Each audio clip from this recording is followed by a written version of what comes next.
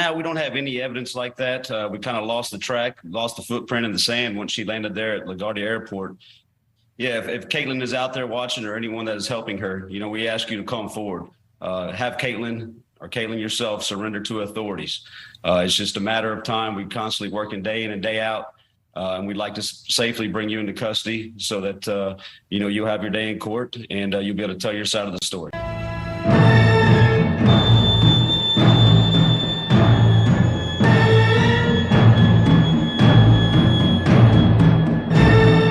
I got nightmares in my head, I fear thoughts build up until I can't hear. That my mind fills up into a creature, and it haunts me somewhere much deeper. I got nightmares in my head, I fear the thoughts build up until I can't hear. That my mind fills up into a creature, and it haunts me somewhere much deeper.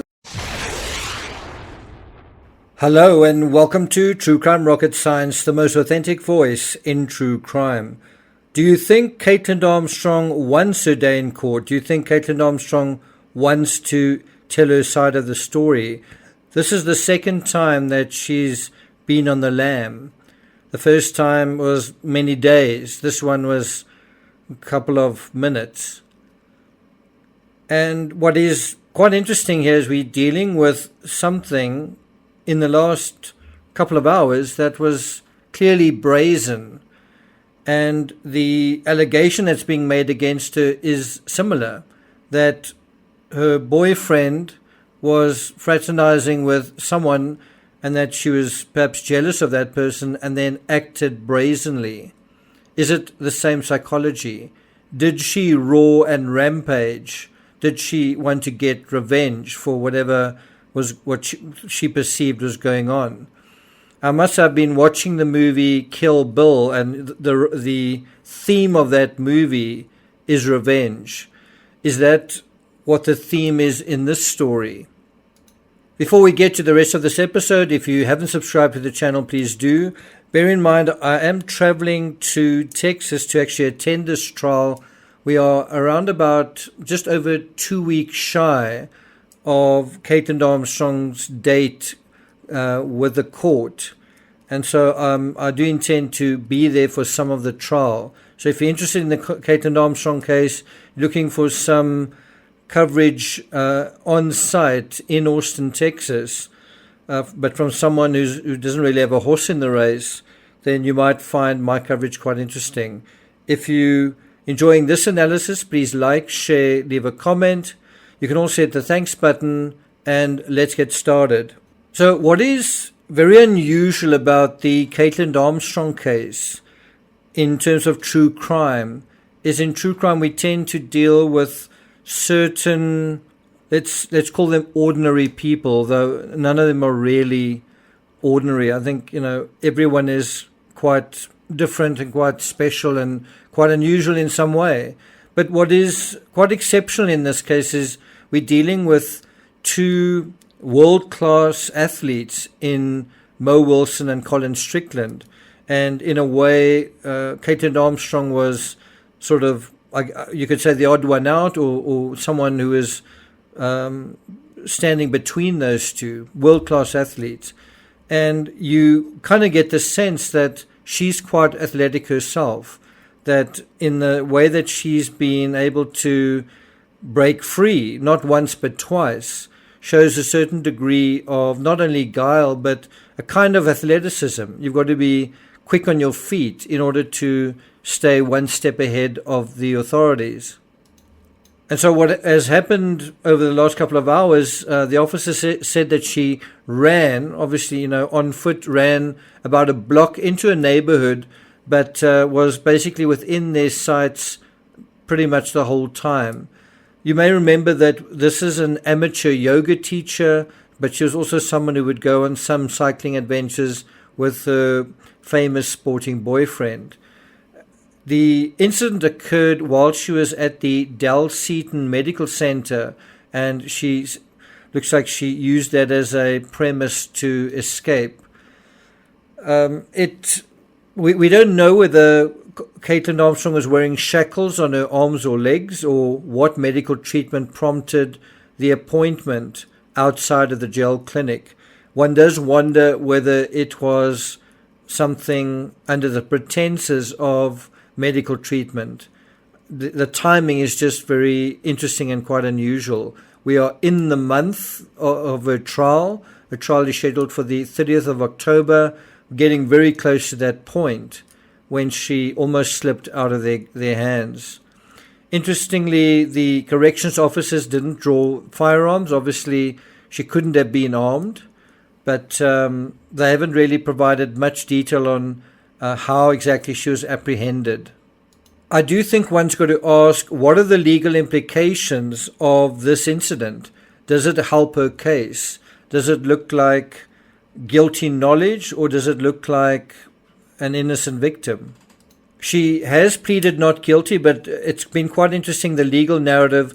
She or her lawyer initially petitioned for a fast-track trial, which that kind of situation means the prosecution must hand over all of their discovery and all of their information.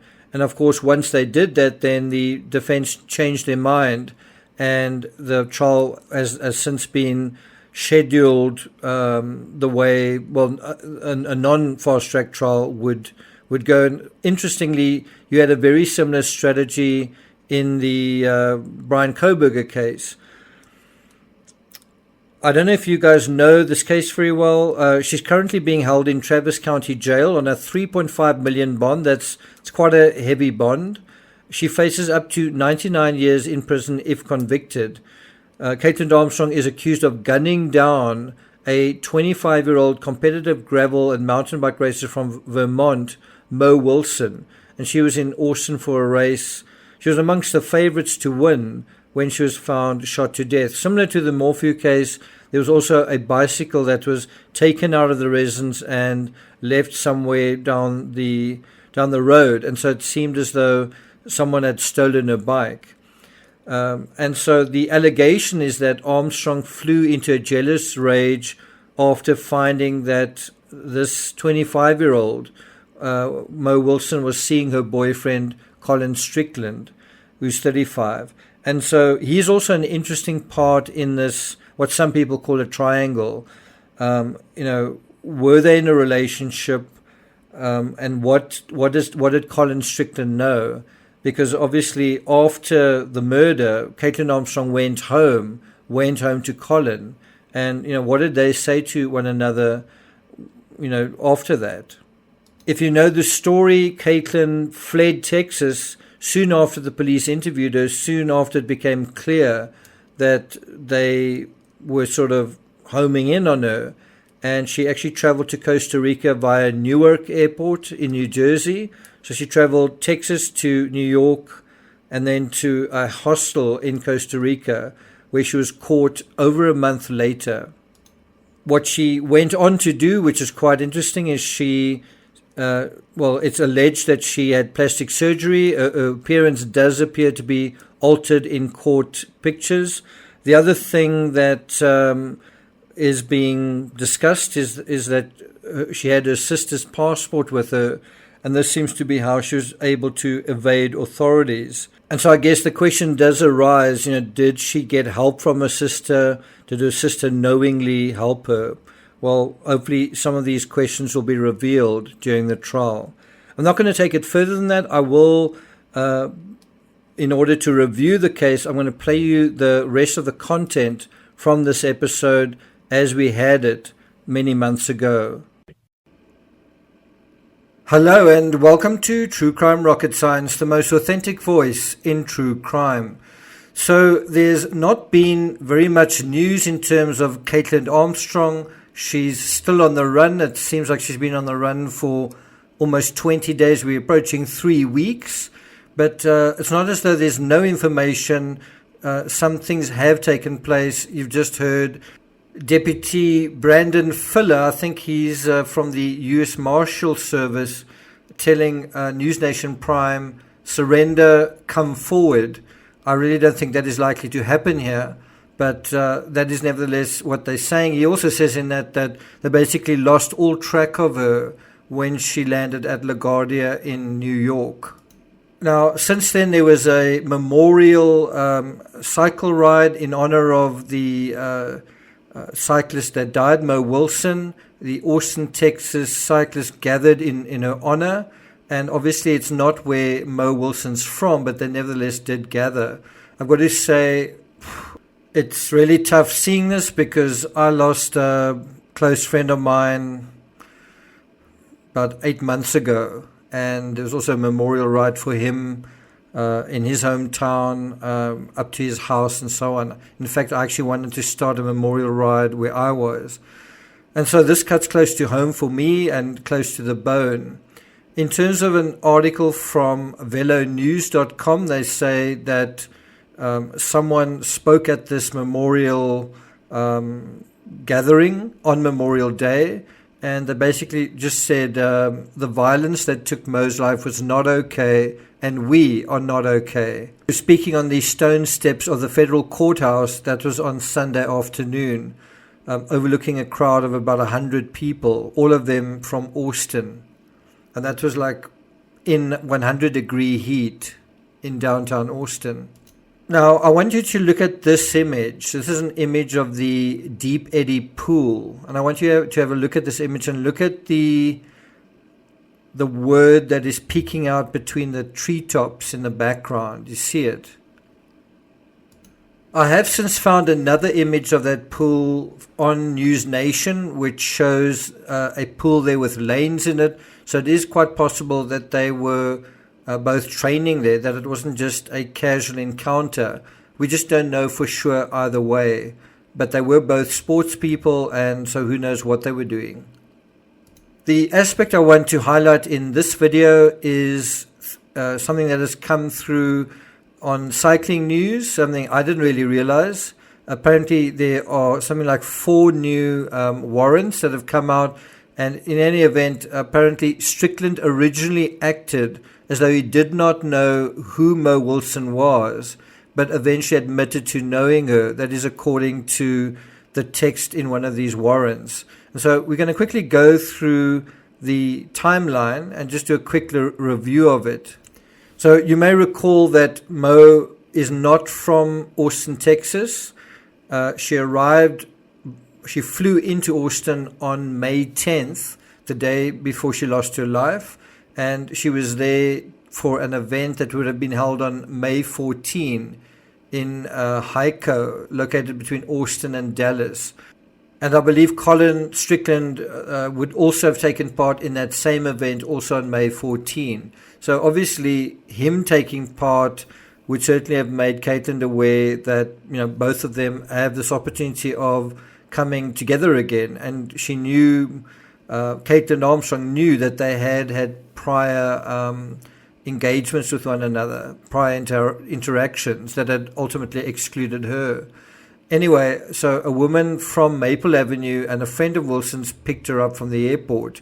Then we go to May 11th. This is the day of the incident. We go to about 5:30 p.m.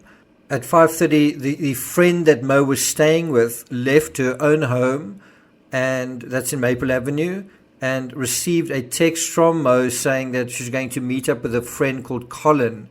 And later, that Colin was fully identified by police as Colin Strickland. She said she was going to go swimming.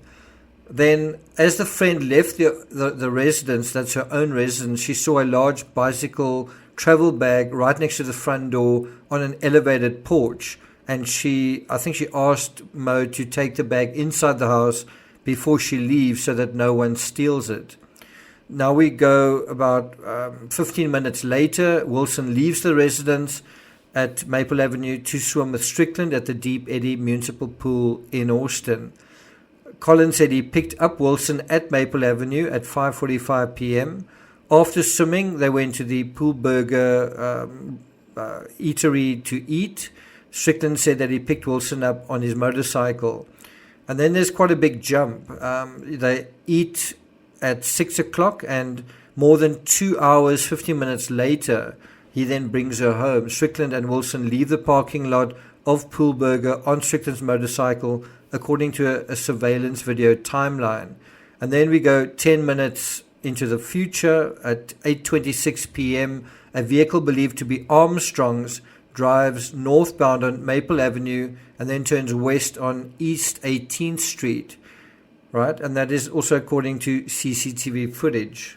And I think this raises the question, did Armstrong arrive home after 8 p.m. that night, realize Strickland wasn't there, or that his motorbike wasn't there, knew Mo was in town, put two and two together, and then went searching for him at an address she'd seen on Strava? So now we go to 8:35 p.m., which is 9 minutes later. At this point, Strickland drops Wilson off at the Maple Avenue residence and then drives northbound through an alleyway, and that's also confirmed by CCTV footage. In an interview with detectives, Strickland said he did not go inside the Maple Avenue residence. Do we know that for a fact? Well, it's difficult to say. I do think 20 minutes is quite a long time from the time they left the burger joint to him dropping Wilson off. Did they drive straight there and he just dropped her off, or did something happen for about 10 minutes when he said goodbye to her? Anyway, we now go to 8:36 p.m. Wilson goes inside. She uses a unique code to open the door in the Maple Avenue residence. And then a minute after she goes inside, a black SUV is seen traveling towards the Maple Avenue residence and then slowing down, right? And cameras located on the back of the residence of East 18th Street seem to notice this. So the question is, could Kaitlin actually have seen Mo go inside the house? And, maybe she was parked sort of back somewhere. Was she parked somewhere? Did she get out of the vehicle? What was actually going on? And also, could she see Colin's motorbike there? And when he drove off, did she perhaps come out of wherever she was, sort of a back street? Then apparently no other vehicles were observed in the video surveillance. And then we go to about 11 minutes later, at about 8:48 p.m., Strickland drives south, and approximately 8 miles from the Maple Avenue residence, he turns to Fort Clark Drive, and again is driving on his motorcycle. And then around about 33 minutes later, Strickland is still working on his bicycles in the garage for the upcoming race when Armstrong returns to the residence driving a black SUV. And then it's about 33 minutes after that, Wilson's friend returns home to her residence at Maple Avenue, and she notices the door is unlocked. The friend also sees the large bicycle travel bag is now at the bottom of the stairs, partially blocking the carport. And I think what they don't say is that the bicycle's not in the travel bag. And so I think one's got to just bear in mind, if the friend actually arrived home earlier, if Mo's friend had actually arrived earlier, or simply was home all along, she could easily have been a victim too in this incident. And anyway, then we go to 2 minutes later. 2 minutes after she arrived home, Wilson's friend calls 911 and reports Wilson is unresponsive on the bathroom floor. I get the feeling that Wilson may have spotted Kaitlin Armstrong in the residence and then try to flee into the bathroom. So she may have just gotten a few steps away, and that was as far as she got. In any event, her friend performed CPR. Specialists located 3 fire cartridge cases on the floor near Wilson, but the firearm was not located. And so this suggests Mo was shot 3 times.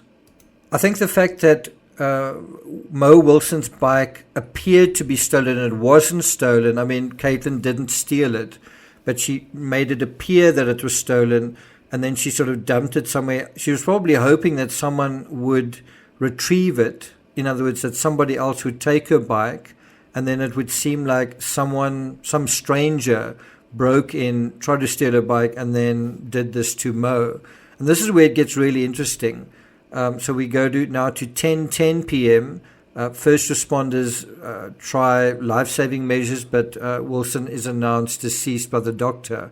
And then we go to May 12th, where police question Colin Strickland as well as Kaitlin Armstrong, and then they also search the residence.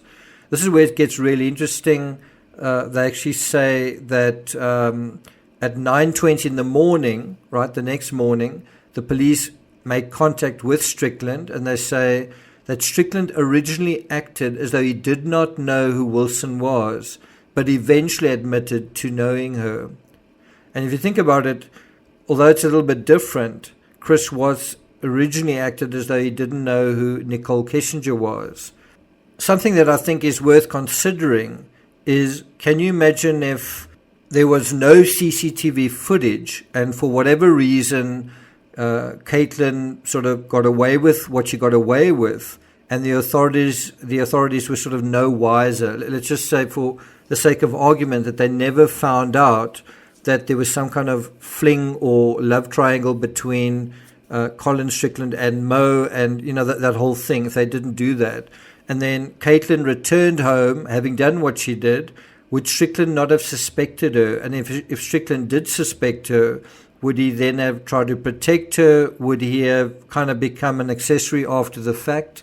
Would he have had sort of a guilty knowledge, and the two would have sort of stayed in a sort of uneasy relationship going forward? What do you think would have happened?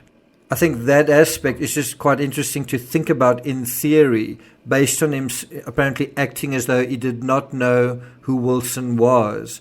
Could they have remained in a relationship where they both sort of cover for one another and perhaps live happily ever after, or perhaps not? Thank you for listening, and I'll see you guys next time.